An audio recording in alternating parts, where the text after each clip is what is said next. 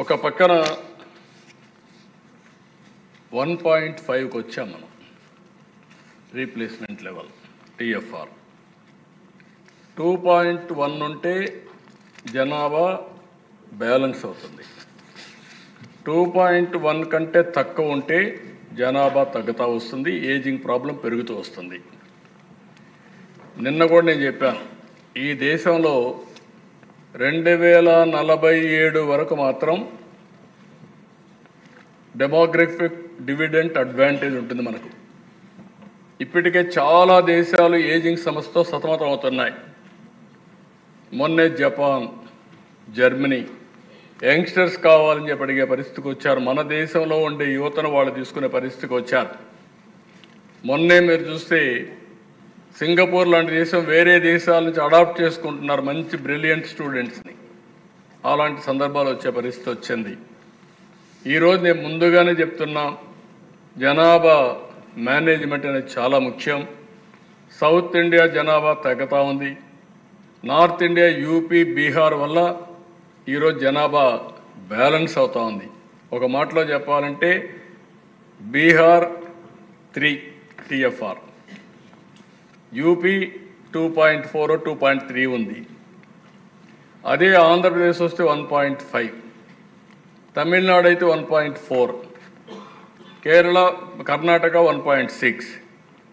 ఈ టెండెన్సీ కానీ ఇదే మరి కొనసాగితే ఇంకొక 10 సంవత్సరాల్లో మనం కూడా 0.7, 0.5 పడిపోతాం.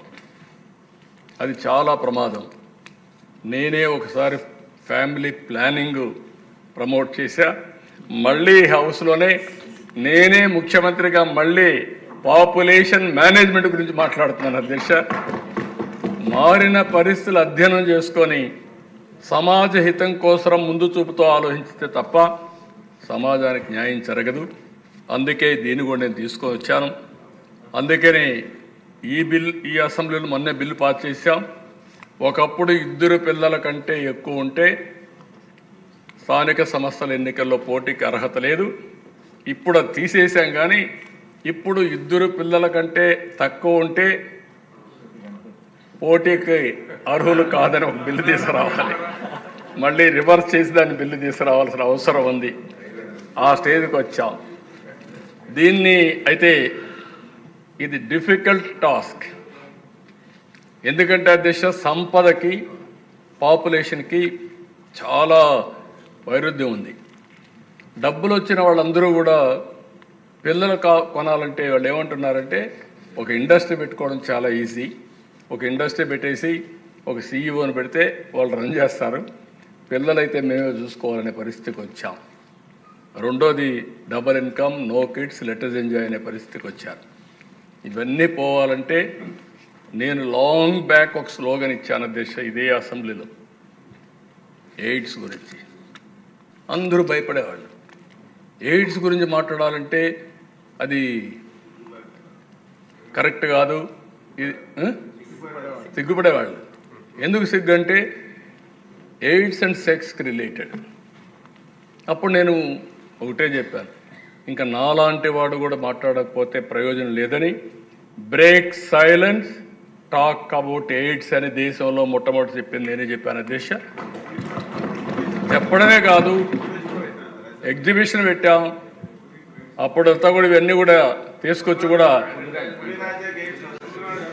అది తర్వాత వచ్చాయని నేను చెప్పాను. ఇప్పుడు అలాంటివన్నీ కూడా వచ్చే పరిస్థితి వచ్చింది. క్యాంపెయిన్ మోడ్లో తీసుకెళ్ళాం.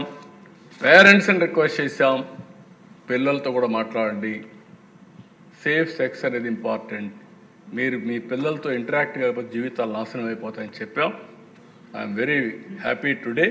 చాలా వరకు నియంత్రణ చేయగలిగాం, ఎయిడ్స్ని కంట్రోల్ చేయగలిగాం. ఇప్పుడు మళ్ళీ మీ అందరికీ చెప్తున్నా, break silence, talk about population management.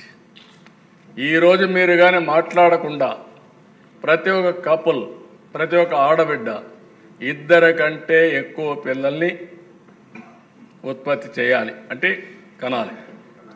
ఈ మాట మాట్లాడాలి. మీరు మీ ఊర్లో ఇస్తాం, మీ కాన్స్టిట్యున్సీ ఇస్తాం, మీ మండలంలో ఇస్తాం, కానీ మీ ఫ్యామిలీలో కూడా మానిటర్ చేస్తాం ఇంకా రాబోయే రోజుల్లో. ఆ స్టేజ్కి వస్తున్న దిశ